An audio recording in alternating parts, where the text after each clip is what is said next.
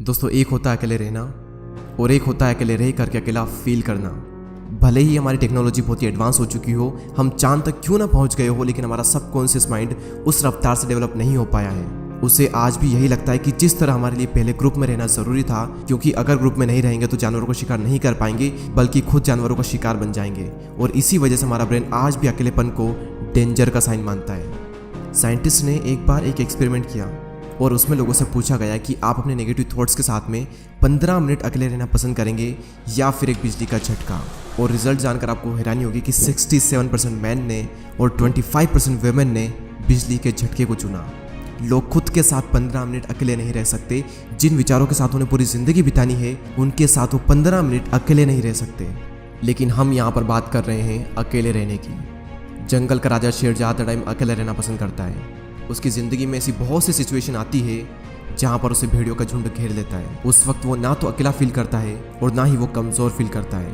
उसे पता होता है कि इन सब के लिए तो मैं अकेला ही काफ़ी हूँ। और आप ये बात जान लो कि ग्रुप हमेशा फॉलोअर्स का होता है, लीडर अकेला ही लीड करता है। शेर अकेला किसी मजबूरी के कारण नहीं रहता, बल्कि वो अपनी चॉइस से अकेला रहता है। इस दुनिया के ज़्यादातर हाईली सक्सेसफुल लोग इंट्रोवर्ट हैं। इंट्रोवर्ट यानी कि वो लोग जिन्हें अकेले रहना पसंद होता है, जो लोगों में जाना पसंद नहीं करते।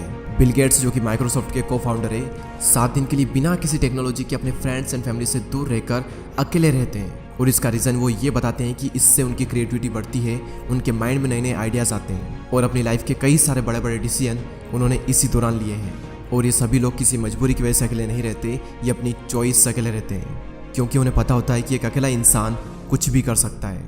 अकेले रहने के 4 ऐसे फायदे मैं आपको बताऊंगा, जिन्हें समझने के बाद में आप भी अकेले रहना पसंद करोगे। पहला पॉइंट है बूस्ट क्रिएटिविटी। निकोला टेस्ला, जो कि एक महान वैज्ञानिक रह चुके हैं, जिसकी वजह से हमारे घर में इलेक्ट्रिसिटी आ रही है, जिनकी वजह से आज हम इतनी गर्मी में एसी एंड कूलर की हवा ले रहे हैं, जिन्होंने 300 से भी ज़्यादा इन्वेंशन किए हैं। उनका कहना यह है कि be alone that is the secret of invention, be alone that is when ideas are born. अकेले रहो क्योंकि यही वो समय है जहाँ पर आइडियाज़ पनपते हैं। अकेले रहो क्योंकि यही वो टाइम है जब इन्वेंशन होते हैं। निकोला टेस्ला जब खोज कर रहे थे तब उनके पास कोई भी ज़्यादा बड़ी टीम नहीं थी। उन्होंने ज़्यादातर जो इन्वेंशन है वो अकेले रहकर अपनी लैब में किए। और रिसर्च बताती है कि जब आप अकेले होते हो और कुछ भी नहीं कर रहे होते हो, तब आपके ब्रेन के DMN यानी कि डिफ़ॉल्ट मोड नेटवर्क में ज़्यादा एक्टिविटी होने लगती है। और इसी नेटवर्क की वजह से इंसान क्रिएटिव सोचता है, उसके ब्रेन में नए नए आइडियाज़ आते हैं। सर आइजैक न्यूटन को भी क्रिएटिविटी का आइडिया तब आया था जब वो अकेले एक एप्पल ट्री के नीचे बैठे थे। मेरे इस यूट्यूब चैनल पर इतनी सारी वीडियो है, इनमें से एक भी वीडियो ऐसी नहीं है जो कि मैंने किसी के साथ बैठकर बनाई हो। सारी वीडियोस के आइडिया मुझे अकेले में आए हैं और सभी वीडियो की स्क्रिप्ट मैंने अकेले बैठकर ही लिखी है। अगर मेरे साथ कोई है तो मैं कभी भी काम नहीं कर सकता। मुझे एकांत माहौल चाहिए क्रिएटिव सोचने के लिए। सेकंड पॉइंट है इंक्रीज्ड फोकस। जब आप अकेले रहोगे तो उन सभी लोगों से दूर रहोगे जो कि आपका ध्यान भटकाते हैं। आपका पूरा फोकस बस एक ही जगह पर रहेगा, आप चाह कर भी भटक नहीं सकते। आज से 4 साल पहले जब मैंने अपनी यूट्यूब जर्नी स्टार्ट की थी, तब मेरी लाइफ में सिर्फ 3 से 4 ही फ्रेंड थे और उनसे भी मेरा मिलना बहुत ही कम होता था। उस वक्त मैं ज़्यादातर टाइम अकेला ही रहता था और मुझे बहुत अच्छा लगता अकेले रहना, क्योंकि अकेले में मैं एक जोन में होता था। मैं भगवान का बहुत ही शुक्रगुजार हूँ कि उस वक्त मुझे लोग ज़्यादा पसंद नहीं करते थे। मेरी लाइफ में बहुत ही कम लोग थे और उसी वजह से मैं फोकस कर पाया और आज कुछ बन पाया, सिर्फ और सिर्फ क्योंकि मैं आइसोलेशन में था। अब ये आइसोलेशन क्या होता है? एक होता है अकेले रहना और एक होता है अकेले रह करके अकेला फील करना।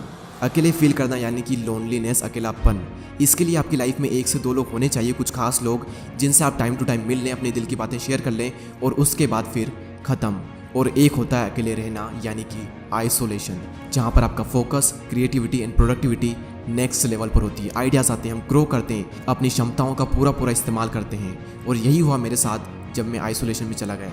तीसरा सबसे बड़ा फ़ायदा सेल्फ अवेयरनेस। आप खुद को जान पाते हो। दोस्तों, एक बार मैं खाना खाने के बाद वॉक पर जा रहा था। रास्ता काफ़ी लंबा था, आधा रास्ता बीत गया।